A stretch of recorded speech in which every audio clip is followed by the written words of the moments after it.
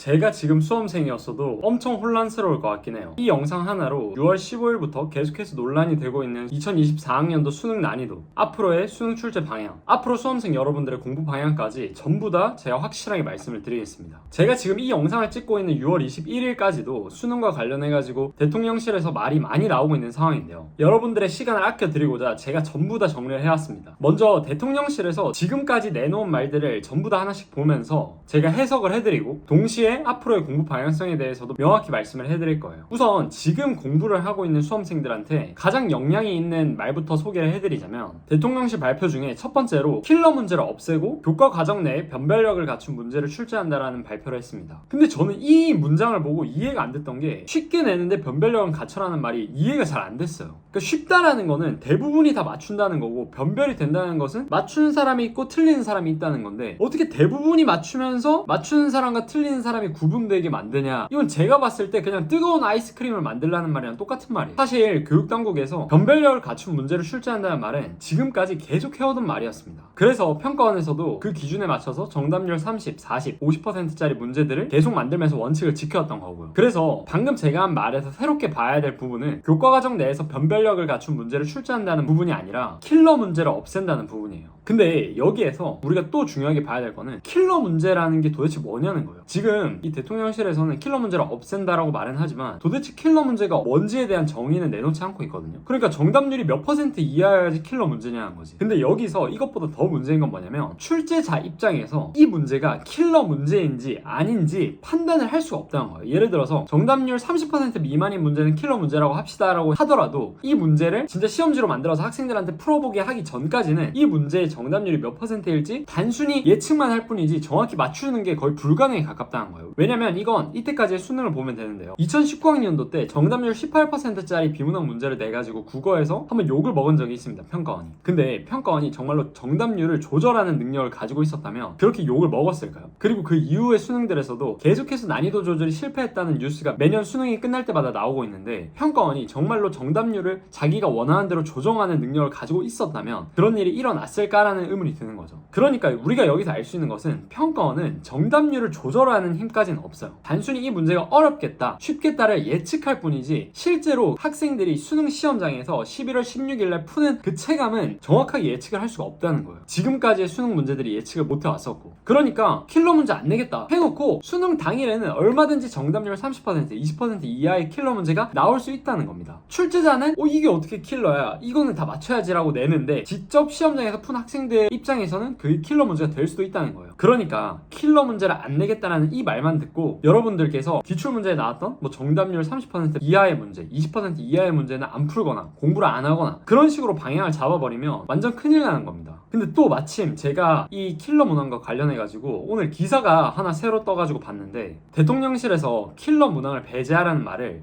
3월 달부터, 즉 3개월 전부터 지시를 했다라는 거예요. 근데 이 기사를 보고 제가 6월 모의고사 국어 시험지를 다시 보니까, 그래서 6평에서 비문학 난이도를 의도적으로 줄였구나라는 생각이 들더라고요. 그런데 변별은 해야 되니까 문학에서 난이도를 높인 거고, 근데 지금 평가원장이 6평 잘못 냈다고 사임한 걸 보면 아마 9월이랑 수능은 6평보다도 비문학이 더 쉽게 나올 수 있지 않을까. 근데 여기에서 출제자들의 고민은, 이게 1등급 컷이 100이 돼버리는 시험이 되면 완전 욕을 먹는 거니까 이건 막아야 되니까 그럼 난이도를 어디서 올려? 문학에서 올릴 수밖에 없겠죠. 선택 과목은 건드릴 수가 없을 거예요. 함부로 건드렸다가 표점 차이도 자기들이 컨트롤할 수 없을 만큼 벌어질 수도 있고, 그래서 공통에서 난이도를 조절하게 될 건데 아마 문학 난도를 높여서 낮춰진 비문학 난이도를 좀 보완할 가능성이 있지 않을까 생각을 하고요. 그렇다고 해가지고 지금 수험생 입장에서 그러면 비문학 어렵게 안 나오니까 쉬운 비문학만 골라서 연습해야겠다 이렇게 생각하는 건 말도 안 되고요. 그냥 수험생 분들께서는 지금까지 제가 9일만이랑 채널에서 말했던 공부 방향 그대로 계속해서 공부를 해나가시면 됩니다. 그렇게 독해력을 내가 100까지 만들어 놨는데 수능날에 독해력 80으로도 풀 수 있는 문제들만 나온다? 그러면 땡큐지. 그러면 다 맞추면 되는 거고, 근데 내가 만약에 독해력 75까지만 연습을 한 상태에서 독해력 80짜리 문제가 나와버리면 틀리게 되는 거죠. 그러니까 수험생 입장에서는 항상 공부를 덜 하려고, 공부를 쉽게 하려고 하는 게 아니라 공부를 더 많이 더 어렵게 하려고 해야 돼요. 진짜 내가 1등급 최상위권이 되고 싶다고 한다면. 두 번째로 대통령실에서 발표한 두 번째 메시지는 국어 영역에서 비문학 출제를 금지한다는 것인데요. 이건 아예 이 역대 수능 몇십 년간 치러져 왔던 수능 문제를 부정한다는 의미거든요.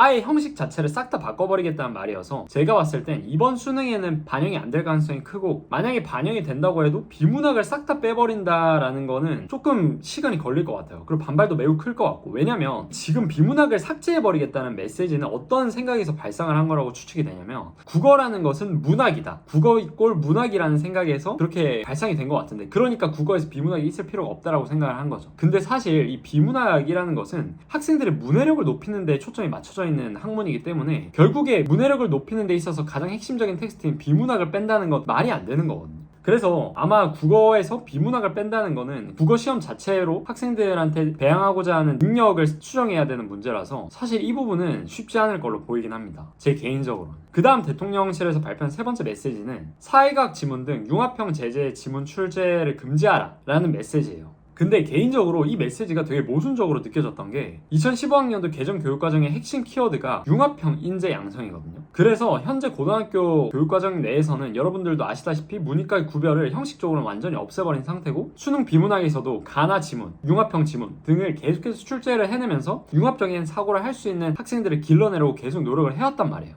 근데 갑자기 그런 문제들이 문제라고 하면서 출제하지 마라 라고 해버리니까 이때까지의 교육 기조를 완전히 부정해버리는 말이어서 사실 교육하는 사람들 입장에서는 당황스러운 말인 거죠. 그래서 이게 수능날에 융합형 지문이 출제될지 안 될지는 제가 봤을 때는 구평을 봐야 알 것 같아요. 구평을 봐야 알 것 같고, 그것과 상관없이 지금 공부하는 학생들의 경우에는 기출됐던 융합형 지문들은 모두 다 공부를 하시는 게 맞습니다. 왜냐면 그 지문들도 결국에는 모두 독해력을 높인다라는 그 중요한 명제 아래 만들어진 지문들이기 때문에 그 지문들 또한 독해력을 기를 수 있게 해주는 좋은 글이라는 점에서 여러분들이 반드시 학습을 하고 넘어가셔야 되는 지문들이에요. 그 다음 대통령실에서 발표한 네 번째 메시지는 과도한 배경지식을 요구하거나 대학 전공 수준의 비문학, 문학 등 공교육에서 다루지 않는 부분의 문제를 수능에서 출제하지 마라라는 메시지입니다. 그리고 그 근거로서 이번 6월 모의고사에 출제되었던 국어 영역의 과학 지문을 예시로 들었는데, 제가 이 지문을 근거로 들었다는 걸 봤을 때 들었던 생각은, 아니 진짜 이 지문을 풀어본 게 맞나? 라는 생각이 들더라고요, 개인적으로. 왜냐면 고체 촉매나 지지체, 활성성분 이런 말들이 있는데, 이 말을 몰랐다고 해가지고 틀리고 이 말을 배경지식으로 알고 있었다고 해서 맞춘다는 문제가 아니라는 걸 문제를 풀어본 학생들이라면 누구나 다 알아요. 이 지문을 푸는 데 있어서 배경지식의 유무가 아예 영향을 미치지 않았다고는 말할 수 없겠지만, 결국 이 지문을 통해서 평가원이 측정하려고 했던 것은 독해력이기 때문에 분자나 화학 반응 이 정도의 단어, 즉 교과과정 내에서 우리가 한 번쯤 배우고 넘어갔던 이 정도 단어들만 알고 있었다면 누구나 풀 수 있는 문제였어요. 그리고 분자나 화학 반응 이런 단어들은 교과과정 내뿐만이 아니라 이전에 나왔던 기출 문제들에도 몇 번이고 반복돼서 나왔던 제재이기 때문에 풀어내는데 엄청나게 고도화된 배경지식이 필요한 문제는 전혀 아니었단 말이에요, 풀어본 사람 입장에서는. 그리고 이걸 증명하는 또 하나의 증거가 정답률인데요. 평가원에서 지적했던 문항이 11번 문항이었어요. 11번 문항이 너무 과도하게 배경지식을 묻는 문제다 라고 말을 하고 있는데, 지금 화법과 작문 기준으로는 정답률이 73%고 엄매 정답률 기준으로는 80%예요. 그러니까 대부분의 학생들은 맞힌 문항이라는 거죠. 대통령실의 논리대로라면 70% 내지는 80%의 학생들이 대학 전공 수준의 배경지식을 가지고 이 문제를 맞췄다라는 건데, 왜냐면 그 배경지식을 가지고 있는 학생들만이 맞출 수 있는 문제라고 했었으니까 이 문제를 맞힌 사람들은 당연히 그 지식을 가지고 있었을 거 아니에요, 이 대통령실의 논리대로라면. 근데 사실은 아니잖아요. 우리가 이 문제를 대학교에서 화학을 전공해가지고 맞춘 게 아니잖아. 제가 방금도 말했지만 역대 기출 문제들만 제대로 파악하고 역대 기출 문제에 나왔던 개념들만 제대로 알고 있었다면 충분히 풀어낼 수 있는 문제였단 말이에요. 근데 이거를 문제를 풀어봐야 알 텐데 그냥 고체 촉매, 지지체 이런 특정 단어들만 보고 아니 이걸 고3이 어떻게 알아? 어떻게 풀어? 라고 말해버리면 답이 없는 거죠. 그리고 이런 걸 보고 과도하다, 대학 수준의 배경지식이다 이렇게 말해버리니까 수험생 입장에서는 납득도 안 되고 무슨 말이지 싶은 거죠. 그리고 현 수능 모의고사 체제에서는 이전 기출문제를 풀어보면 알겠지만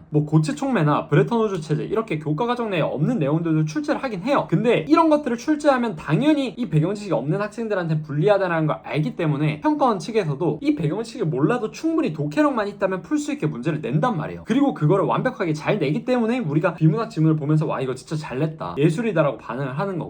그래서 저 개인적으로는 이번 육모에 나온 과학지문을 가지고 이게 대학 수준의 과도한 배경지식을 묻는 문제라고 말을 하는 것 자체가 개인적으로는 잘 이해가 가지 않았어요. 아무튼 그래서 지금 이런 말을 한 걸 보면 공교육에서 가르치는 내용을 기반으로 그것만 가지고 수능을 출제한다는 취지로 해석이 되거든요. 그러니까 이 말은 이번 수능에서 EBS 연기율을 높인다는 말로도 충분히 해석해 볼 수가 있는 거예요. 그러면 수험생들 입장에서 EBS를 지금 당장 엄청나게 열심히 해야 되냐? 물론 EBS 하면 좋죠. 하면 좋은데 대부분의 2등급 이하의 학생들은 독해력을 올리는 게 먼저라는 거예요. 그리고 독해력이 있으면 EBS 안 봐도 돼. 오히려 수능이 쉽게 나오면 EBS의 효력이 없어요. 수능이 쉽게 나와버리면 독해력만으로도 다 풀린단 말이에요. EBS가 오히려 필요가 없어져. 수능이 어렵게 나오면 EBS가 안정감이나 그런 것들로 도움이 될 수는 있겠는데 쉽게 나와버리면 오히려 효력이 없어진다니까. 재수하신 분들은 알 거예요. EBS를 달달 외운다고 하더라도 그게 시험장에서 답을 찍는 데에 있어 그렇게 도움이 되는 건 아니라는 거. EBS를 봐도 지문을 다시 읽어야 되고 문제를 다시 봐야 됩니다. EBS에 나온 문제가 그대로 복붙해가지고 나와지는 게 아니기 때문에. 그리고 이번 수능에서도 EBS에 나왔던 문제가 그대로 복붙해서 나오는 일은 없을 거예요. 아니 한 문제당 1,000만원, 2,000만원을 주고 만드는 문제인데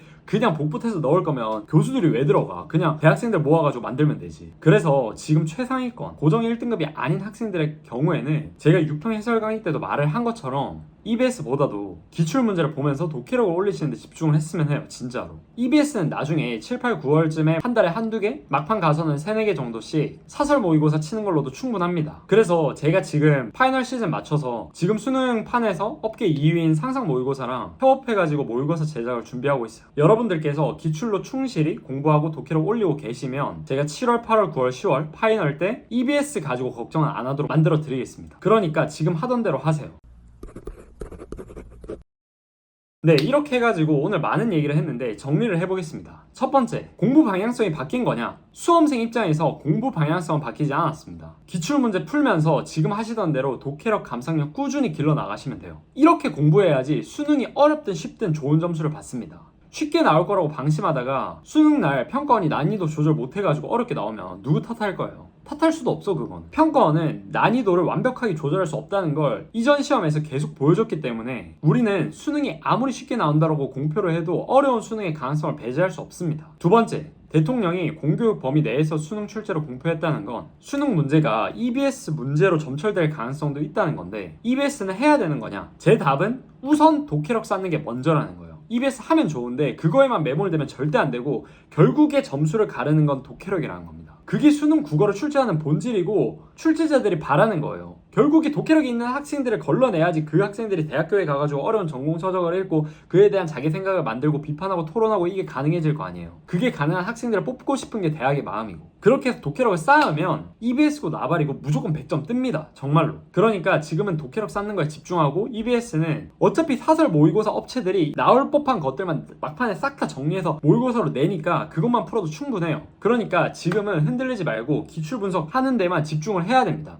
어차피 9월, 10월 되면 제가 기출 분석 계속 하라고 말을 해도 여러분들 불안해가지고 EBS 보게 돼 있어요. 그러니까 지금만이라도 EBS 잠시 미뤄두고 기출 분석에 전념을 하시기 바랍니다. 그 다음 세 번째, 제가 당부드리고 싶은 건데 현 시간부로 이 영상을 보고 난 이후로 뉴스나 커뮤니티 절대 보지 않는 걸 추천드려요. 2017년 포항 지진 때도 2020년 코로나 때도 승리했던 학생들은 사회적 이슈의 주의를 빼앗긴 학생들이 아니라 그런 상황 속에서도 귀를 닫고 지금 내가 할 수 있는 것들, 지금 내가 해야 될 것들을 우직하게 해낸 학생들입니다. 이렇게 이 세 가지가 제가 오늘 영상을 통해서 여러분들에게 드리고 싶었던 말이고 한마디로 정리하면 그냥 여러분들은 지금 해왔던 공부 그대로 해가시면 돼요. 만약에 9평을 치고 정말 주요하게 바뀌는 사항들이 있다면 제가 바로 영상을 찍어서 올리도록 하겠습니다. 네, 그러면 지금까지 영상 봐주셔서 감사하고 저는 다음에 더 좋은 영상으로 찾아뵙겠습니다. 감사합니다.